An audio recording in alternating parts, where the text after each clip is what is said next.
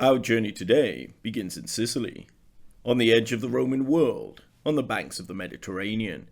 Here, in the great amphitheatre, the air is thick, the crowd shout themselves hoarse, and all eyes are fixed on one man alone. Flamma, the Flame. A Syrian by birth, but now the greatest gladiator in Rome's provincial arenas. To the crowd, he is not a slave, not a prisoner. He is their hero. And today, he has proven why. Before him lies his defeated opponent, Aretarius, the lightly armed gladiator who fought with net and trident, the mortal enemy of Flamma's type. For more than an hour under the burning sun, the two men have circled, clashed and bled. More than once Flamma flirted with death, being snared in the net and having the trident's barbed prongs draw blood multiple times. Yet each time he fought free, and, even as the blood streamed down from his wounds, he pressed forward. At last, with a desperate stroke of his gladius, he cut deep into his opponent's thigh, severing the artery. The fight was over. The amphitheatre erupted in jubilation.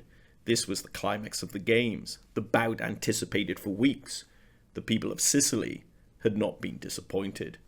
Flamma, the flame of Syria, had triumphed again. And then came the moment every gladiator dreamed of. The editor Munaris, the sponsor of the games, stepped forward. In his hand was the rudis, a simple wooden sword, but one that carried immense significance. It symbolized freedom. To accept the rudis was to escape the arena forever. No more combat, no more slavery, but life as a free citizen of Rome. The roar of the crowd softened into a wave of respectful applause, tinged with sadness. Their hero had earned his release. Surely this was the last time they would ever see him fight. But then, a gasp of shock rippled through the amphitheatre. For a moment, silence. And then, as if a spark had caught dry tinder, the chant rose. Flamma! Flamma! Flamma! It was deafening. Flamma had taken the rudis and hurled it into the dust. He strode now not towards the gate of freedom, but back into the bowels of the amphitheatre. He had chosen the sword and the crowd over liberty. As Flamma departed, the sponsor bent to pick up the rudis. His expression was calm, almost amused, for he knew what the crowd did not. This was not the first time Flamma had spurned freedom. No. In fact, it was the fourth. The name Flamma means the flame, and almost everything we know about him comes from a single stone inscription. Most gladiators died nameless, their stories lost in the sand. But Flamma was different. His career was carved in stone. 34 fights, 21 wins, 9 draws, 4 defeats. A Syrian by birth, dead at the age of 30, and, most astonishing of all, he was awarded freedom 4 times, yet never once taken it. Whoever paid for that inscription, whether his master, his fellow fighters, or a wealthy admirer, wanted the world to remember him. And, across nearly 2,000 years, it worked. The stone's discovery also tells us where he fought. Sicily. The great arenas at Syracuse, Catania, and Capua. These weren't the 80,000-seat Colosseum of Rome, but provincial amphitheatres of 10 or 20,000. Smaller, yes, but no less hungry for blood, and here, Flamma was their superstar. And when we look at his record, it's easy to see why. 21 wins puts him amongst the elite, and 34 fights in total is almost unbelievable. Most gladiators fought only 2 or 3 times a year. The rest of the time was spent healing or training. Every bout was supposed to be an evenly matched contest, long, dangerous, uncertain. That Flamma could reach 34 appearances before the age of 30 tells us he wasn't just good. He was extraordinary, durable, prolific, and almost unstoppable. One detail lacking from the inscription is the type of gladiator Flamma was. Even so, most scholars agree he must have fought as a secutor. This gladiator was heavily armed. His face was hidden behind a smooth helmet that sported tiny eye holes, and he carried a massive shield, or scutum, that protected almost his whole body. Slow and relentless, a secutor forced his opponent into a grinding duel of endurance. The Romans loved to pair the secutor against his polar opposite, the rotarius, armed with net and trident. It was a perfect spectacle, speed against power, reach against resilience, fishermen against fish. A rotarius tried to win fast, entangle with net, strike with trident, finish the fight. The secutor pressed forward, shield raised, waiting for the chance to strike. The whole contest of opposites made for incredible theatre, but it was also very deadly. And Flamma's record makes the case that he was a secutor even stronger. 9 draws. That number alone tells us he wasn't a flashy trident fighter. The quick but lightly armoured rotarius either won quickly or lost quickly. But a secutor could last for hours, absorbing every blow until officials, with other bouts waiting, finally called the fight a stalemate. Yet regarding his record, perhaps the most beloved part of the Flamma story was his defeats, 4 in total. Indeed, nothing stirs admiration more than a comeback, and Flamma was a fighter who risked his life for the crowd's entertainment, won, drew, but also faltered, and then came back to do it all over again. That was why his name survived when so many others were forgotten. But the 4th defeat, well, there was no coming back from that, and with it, the flame was extinguished. When we imagine gladiator games today, we often picture every fight ending in death. But that was not the case. How could it be? To their owners, gladiators were valuable investments. They trained for months, even years, in the ludus, the gladiator schools where their owner, their lanista, had them drilled daily in weapons, tactics, and endurance. Each fighter therefore represented years of training, of food, of medical care, and of discipline. To throw away such an investment in every fight would have been financial madness. The arena, after all, was theatre. It had to look bloody, it had to feel dangerous, but it did not always have to end in slaughter. Gladiators themselves were trained to play their part. If their opponent was downed and helpless, they would step back, raise a finger, and await judgment. The editor of the games, often a magistrate or a sponsor, would then look to the crowd. A signal would be given: mercy or death, freedom or the final strike. Indeed, even a gladiator's diet played into this spectacle.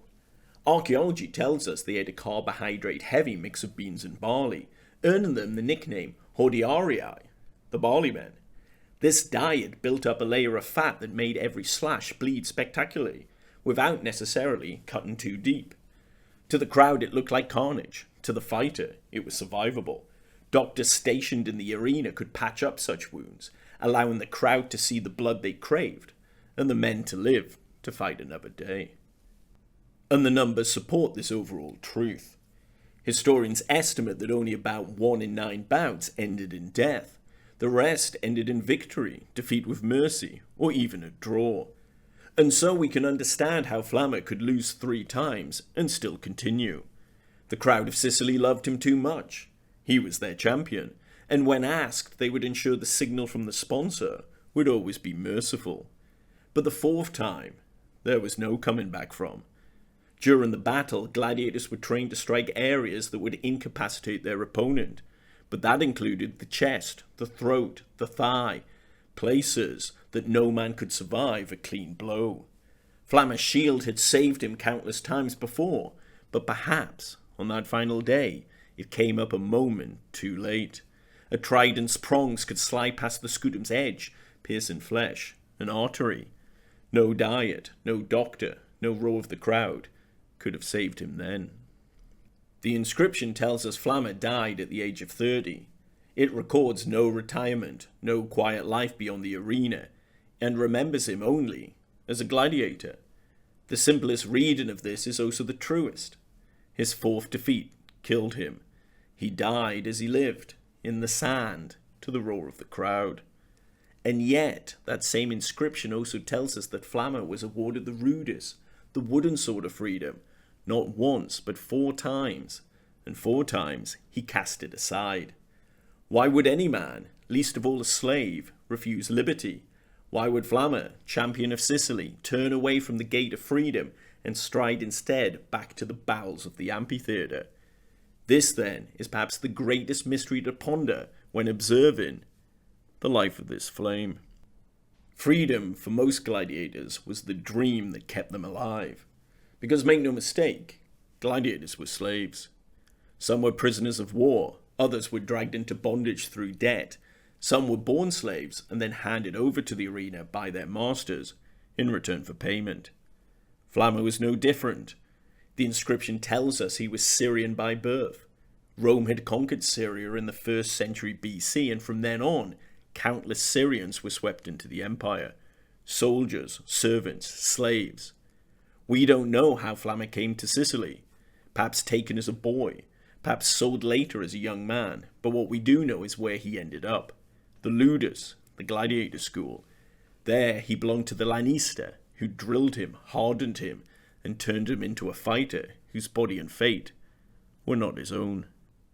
For a gladiator, there were only 3 paths to release: death in the sand, buying your own freedom at an impossibly high cost, or being awarded the rudis. The rudis was no ordinary gift. That small wooden sword carried the weight of liberty itself. It was given to gladiators as a sign they had earned retirement.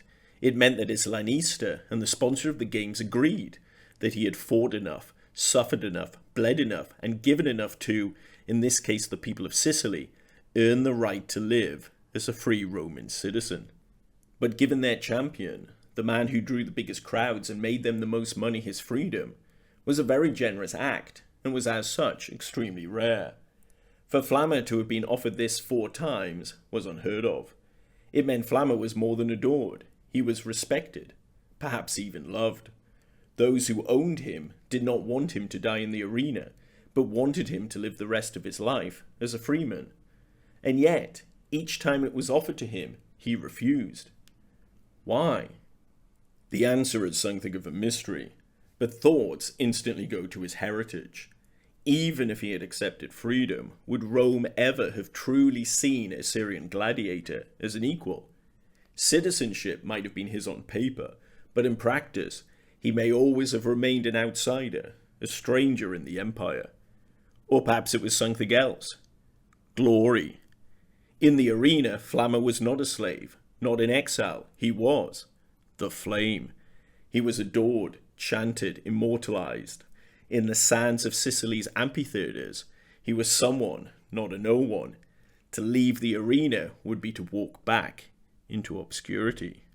And perhaps the final, simplest reason may have been brotherhood.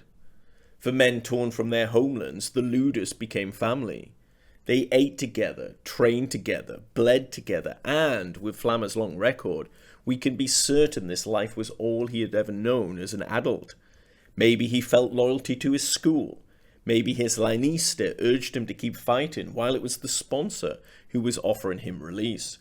We cannot know for sure, but what is clear is that something about this life, the discipline, the comradeship, the arena itself, was impossible for him to leave behind. In the end, Flamma may simply have felt most at home within it. The truth behind Flamma's actions is lost to time, but the deed remains almost as stunning today as it must have been for the crowd when they first saw their champion walk back down those arena halls. Whether it was an act of fellowship, a hunger for glory, or the tragedy of a man who could never escape his chains, the crowd did not care.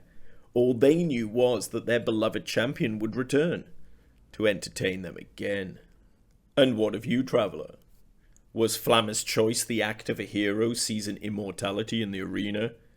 Or a tragedy, a man chained forever to the life Rome forced upon him?